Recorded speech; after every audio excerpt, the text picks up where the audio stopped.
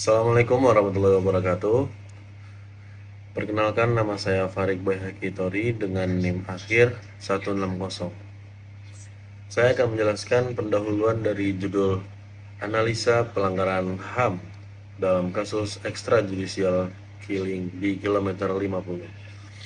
Kasus extrajudicial killing di kilometer 50 ini telah menjadi perhatian masyarakat Indonesia karena terbunuhnya 6 anggota Front Pembela Islam atau FPI yang dugaan terlibat dalam tindak pidana terorisme.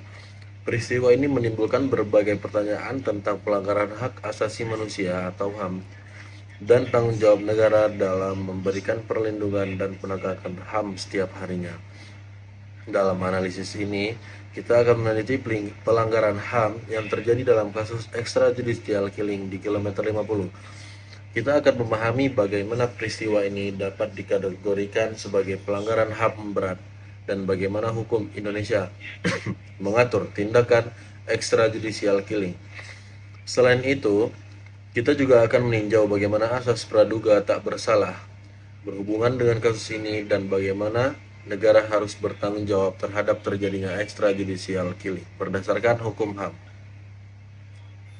Dengan demikian, analisis ini bertujuan untuk mengetahui lebih lanjut tentang pelanggaran HAM yang terjadi dalam kasus extrajudicial killing di kilometer 50 dan bagaimana negara dapat memberikan perlindungan dan penegakan HAM setiap warganya.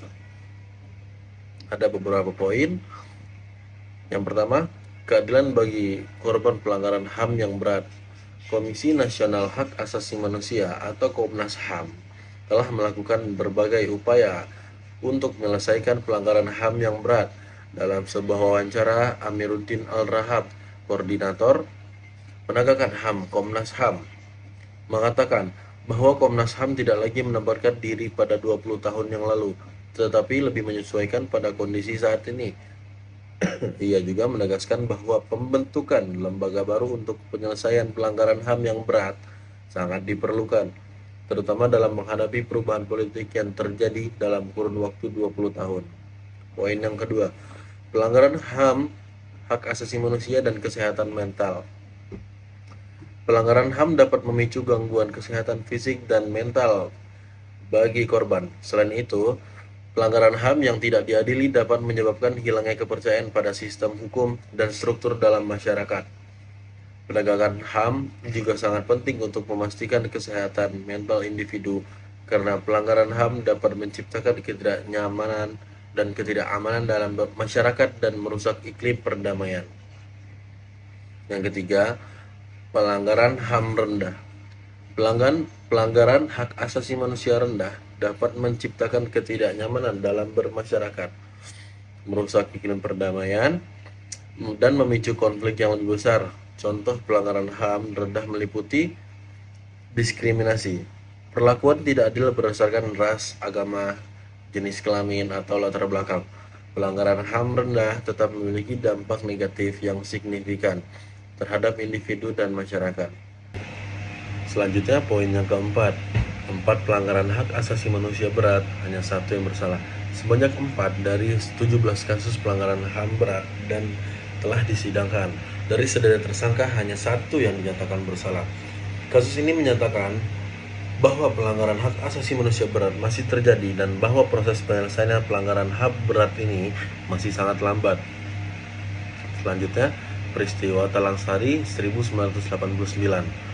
Peristiwa Talang Sari 1989 yang terjadi di Lampung merupakan salah satu pelanggaran hak asasi manusia berat yang hingga saat ini mandek proses penyelesaiannya.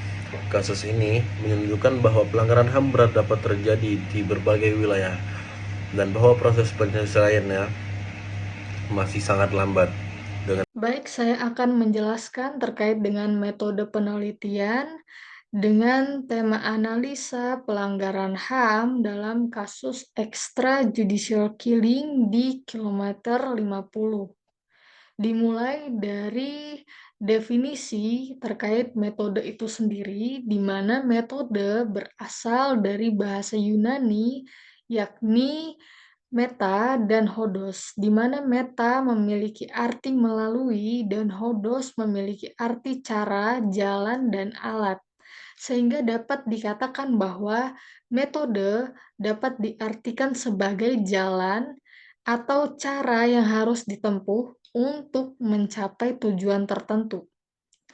Sedangkan makna dari penelitian itu sendiri jika dikaji berdasarkan etimologi, di mana kata penelitian dalam bahasa Inggris yakni research berasal dari dua suku kata yakni re dan search, di mana re memiliki arti kata kembali dan search yang memiliki arti kata mencari.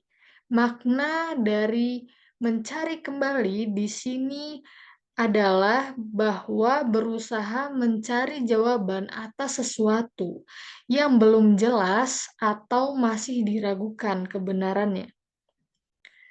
Dalam penelitian ini, peneliti menggunakan metode penelitian normatif empiris, yakni metode yang mengkaji implementasi hukum positif terhadap peristiwa hukum yang terjadi. Tujuan dari metode normatif empiris adalah untuk memastikan kesesuaian antara hukum yang berlaku dan pelaksanaannya.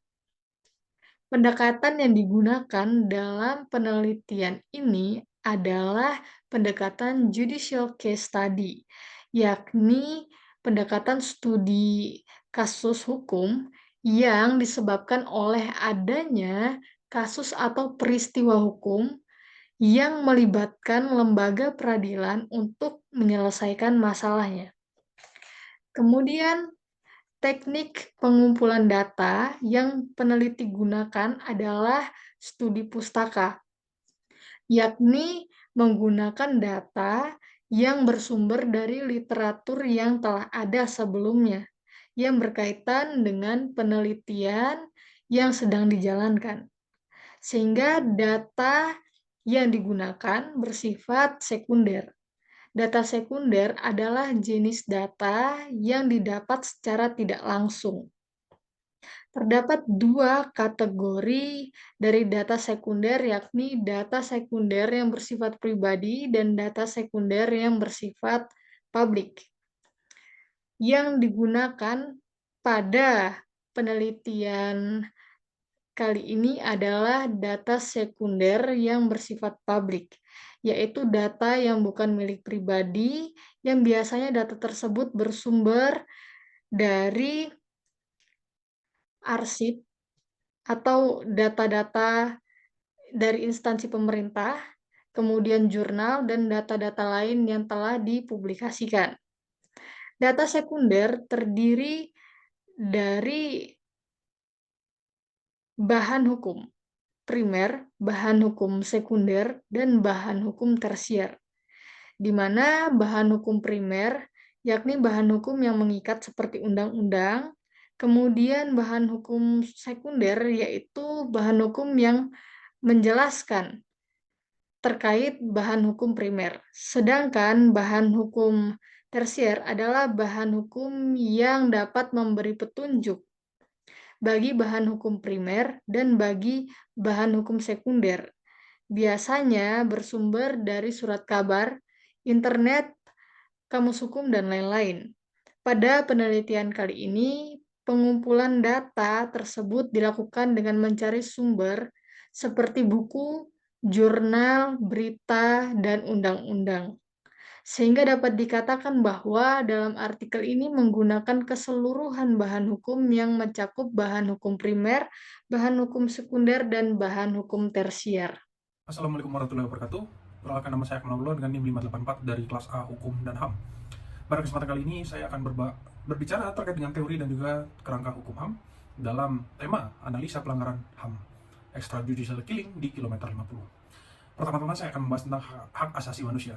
Hak asasi manusia merupakan hak yang kita dapatkan sejak kita lahir, di mana hak tersebut merupakan hak yang bersifat universal.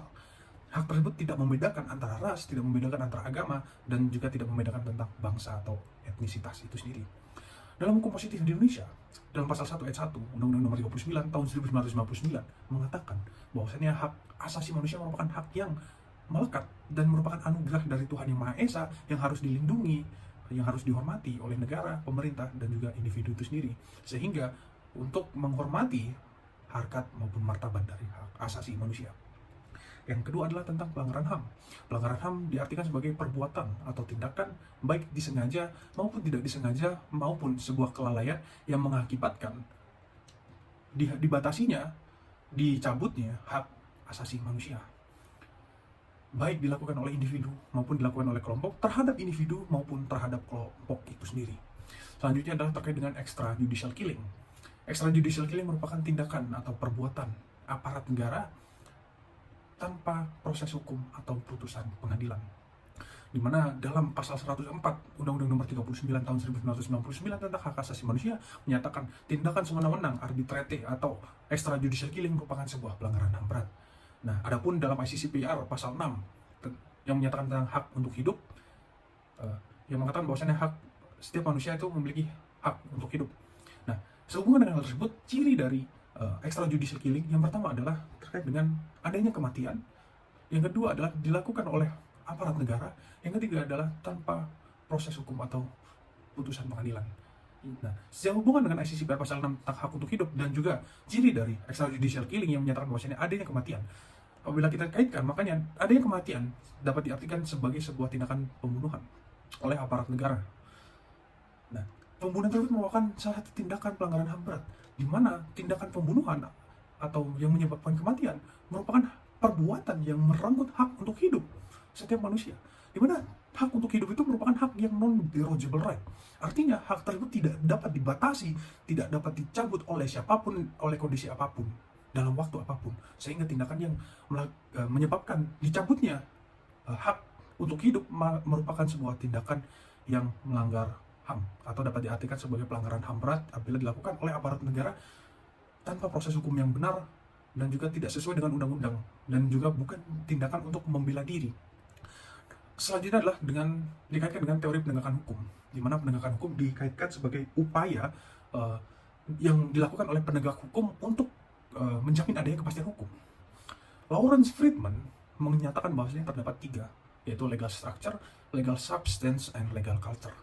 Struktur hukum itu meliputi institusi. Institusi artinya meliputi kepolisian dengan polisinya, kejaksaan dengan jaksanya, pengadilan dengan hakimnya. Sedangkan substansi hukum meliputi keseluruhan norma hukum. Sedangkan legal culture meliputi nilai dan juga sikap. Yang kedua adalah teori hukum kodrati dari Thomas Aquinas, di mana hak asasi manusia merupakan hak ilahi intrinsik yang tidak dapat dicabut dalam kondisi apapun, keadaan apapun, maupun dirubah dalam bentuk apapun. Yang terakhir adalah teori perlindungan HAM John Locke yang mengatakan bahwa setiap manusia itu terlahir mendapatkan hak yang dasar, yang melekat pada dirinya, hak yang mendapatkan untuk hidup, kepemilikan, serta kebebasan sebagai nilai yang universal.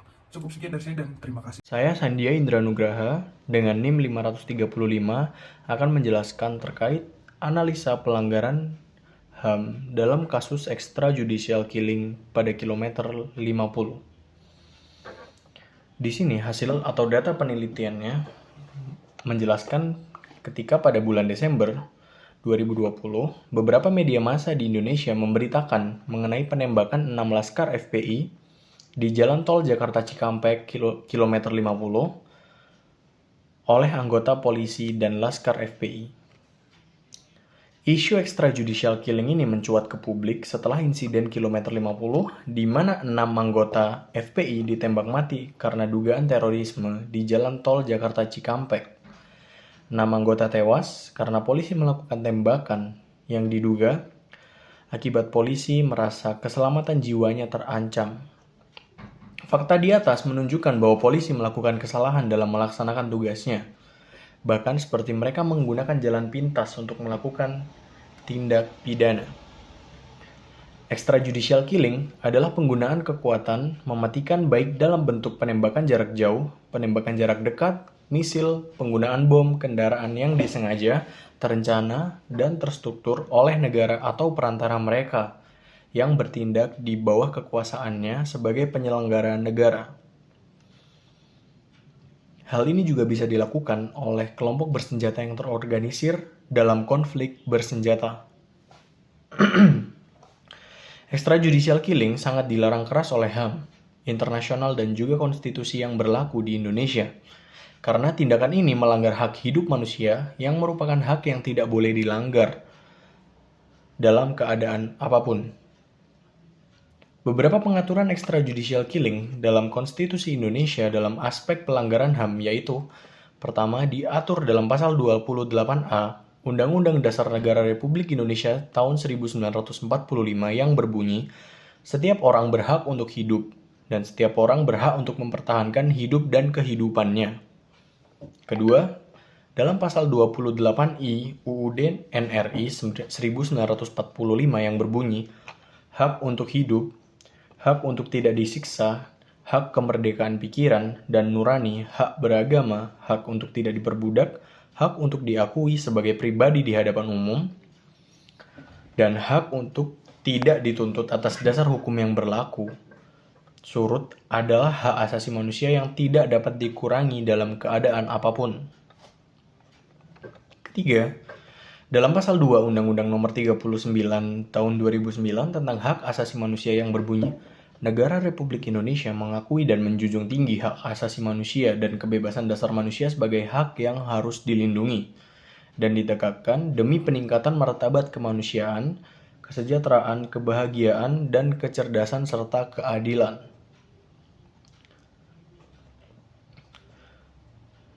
Terlihat ada dua cara polisi dalam menyalahgunakan kewenangannya melalui kekerasan. Perkap nomor 1 tahun 2009 mengatur kegiatan penegakan hukum yang dilakukan oleh kepolisian dan peraturan Kapolri nomor 8 tahun 2009 menjadi pedoman bagi aparat kepolisian. Peristiwa penembakan terhadap 6 laskar FPI adalah salah satu contoh kegiatan penembakan hukum yang mengakibatkan hilangnya hak hidup seseorang, karena terjadi peristiwa yang menyebabkan seseorang kehilangan hak hidupnya. Keadaan ini dapat dianggap sebagai pelanggaran hak asasi manusia yang umum. Barang siapa dengan sengaja membunuh nyawa orang lain, diancam dengan pembunuhan dan diancam dengan pidana penjara paling lama 15 tahun. Mengutip pasal 338 KUHP.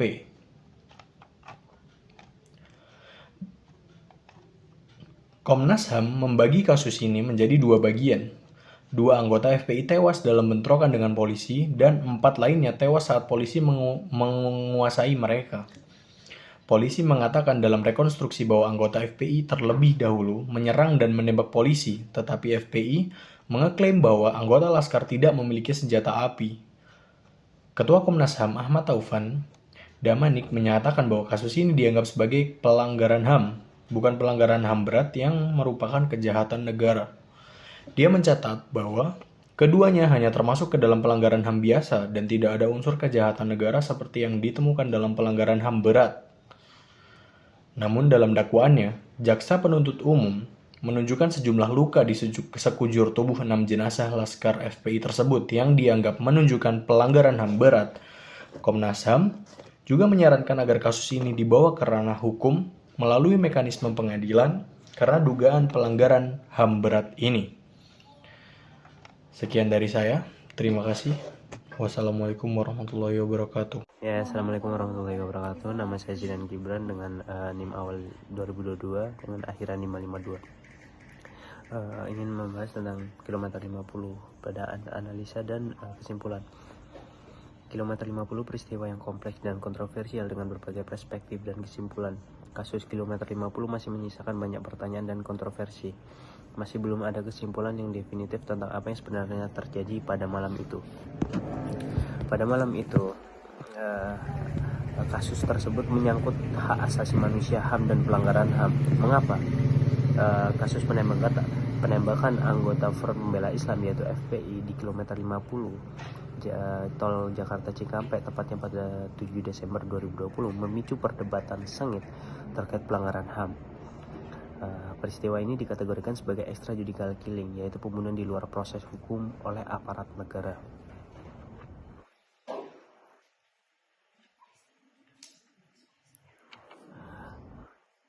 Menurut Undang-Undang Nomor 39 Tahun 1999 tentang Hak Asasi Manusia, HAM adalah seperangkat hak yang melekat pada hakikat dan keberadaan manusia sebagai makhluk Tuhan yang Maha Esa dan merupakan anugerah yang wajib dihormati, dijunjung tinggi dan dilindungi oleh negara hukum pemerintah. Setiap orang demi kehormatan dan martabat manusia. Pelanggaran HAM adalah perbuatan tindakan termasuk martabat manusia. Pelanggaran HAM adalah perbuatan, tindakan termasuk kebijakan negara yang sengaja atau tidak disengaja mengakibatkan pengurangan, pembatasan, pelanggaran atau pencabutan hak asasi manusia, yaitu membunuh dan lain sebagainya.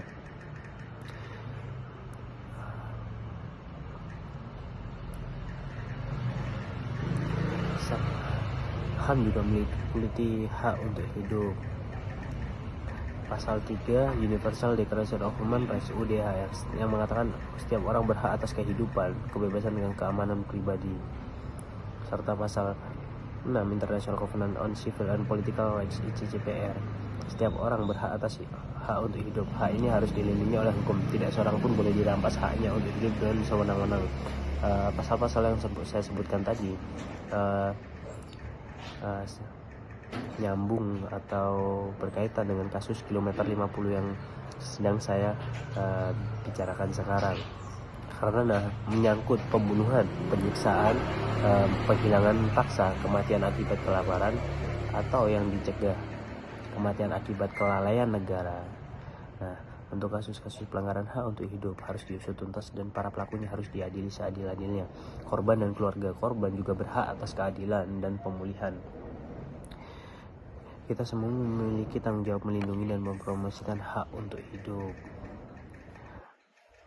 Banyak juga pendapat ahli hukum mengenai extrajudicial killing bisa beragam, namun pada umumnya mereka menentukan praktik ini